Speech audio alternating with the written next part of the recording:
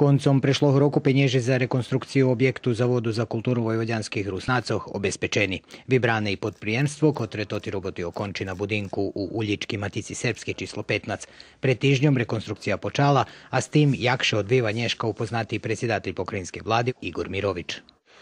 Pokrajinska vlada je i ove i ranijih godina izdvajala značajna finansijska sredstva. Pokrajinska vlada i toho i prešlih rokov vidvojovala značni finansijni sredstva za šitski ustanovi nacionalnih menšinoh u Vojvodini, kotri majú obovjazku začuvať jazik, pismo, tradiciju, obrazovanje i šitsko, co po zakonu pripada šitskim nacionalnim menšinom.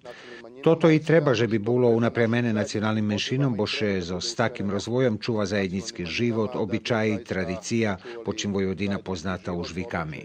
Pokrajinska vlada vidvela 18 milioni dinarija, ali popri tim budu potrebni sredstva za opremanje prostorijoh. Toti sredstva, ktoré sme dostali od pokrajiny prešlого roku, prave pre tot skok u cenoh, mušel bud opredzeljeni ljem za adaptaciju prostoru i rekonstrukciju, znači interijer nie uključeni do tej sumi, poneže bar visoki ceni i teraz nazvame še, že predsjedatelj Mirović obecal, že dostanjeme i toti sredstva.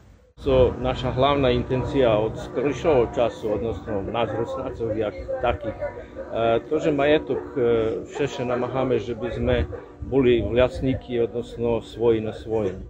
Objekt še nahodzi u Almašskim kraju, kotri 2019 roku prehlašeni za prostorno-kulturno istorijnu calost. S počatkom rekonstrukciji i adaptaciji budinku Zavodu za kulturu vojvođanskih Rusnacoh počina i rekonstrukcija tej časti Novoho Sadu. Adaptacija prostorijoh našoho zavodu mala bi bud zakončena po konjec toho roku.